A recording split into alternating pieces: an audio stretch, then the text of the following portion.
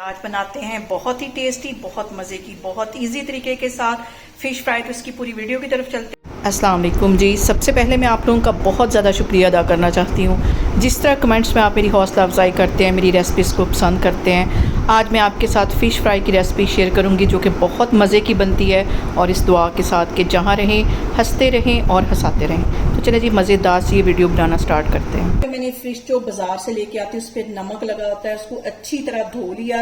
उसके बाद इसको फ्रीजर में मैंने रख दिया आधे घंटे के लिए, ताकि अच्छी तरह ये हमारी जो फिश है ठंडी हो जाए। अब मैं आपको आगे दिखाती हूँ। यहाँ पे देखें जी, सबसे पहले फिश को मैं एक खुले बर्तन में डाल दूंगी ताकि जो मसाला मैं लगाने लगी वो इजी तरीके के साथ लग जाए। सारी मैं इसमें डाल देती हूँ। और यहाँ पे देखें जी, सबसे पहले इसके ऊपर मैं डाल दूंगी आधा टीस्पून के करीब हल्दी, और इसके साथ ही 2 टेबलस्पून इस पे मैं डाल दूंगी बेसन, जो कि हमारी फिश को करेंगे क्रिस्पी।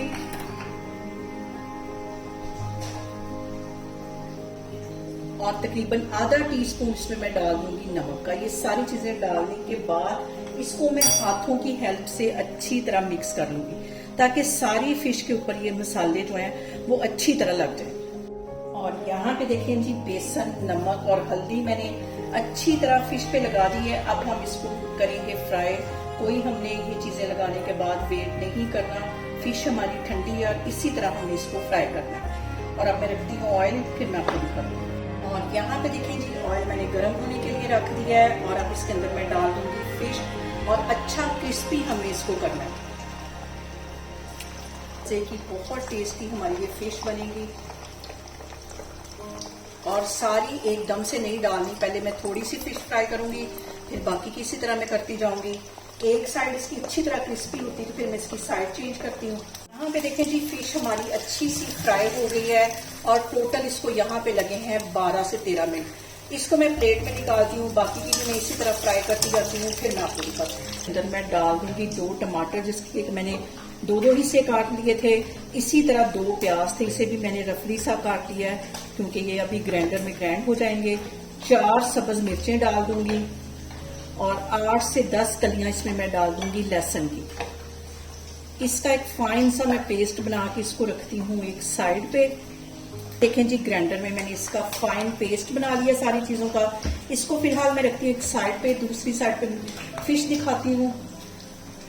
और यहाँ पे देखें जी, पूरे जोरों शोर से हमारी जो फिश है वो फ्राई हो रही है। तकरीबन 5 से 6 मिनट के लिए मैं मजीद इसको अच्छी तरह फ्राई करूंगी। यहाँ पे देखें जी, फिश हमारी अच्छी सी फ्राई हो गई है, और टोटल इसको यहाँ पे लगे हैं 12 से 13 मिनट। इसको मैं प्लेट में निकालती हूँ, बाकी की भी मैं इसी तरह फ्राई करती जाती हूँ, फिर मैं आपको दिखाती हूँ।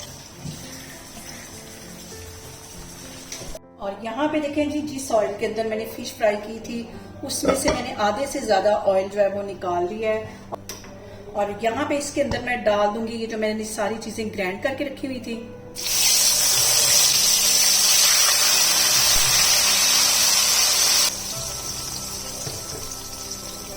और यहाँ पे देखें जी, मसाले की मैं करूंगी भुनाई कम से कम 5 से 7 मिनट के लिए, ताकि इसका जो कच्चापन है वो खत्म हो जाए, ऑयल ऊपर अच्छी तरह आ जाए। फिर मैं आगे आपको दिखाती हूँ।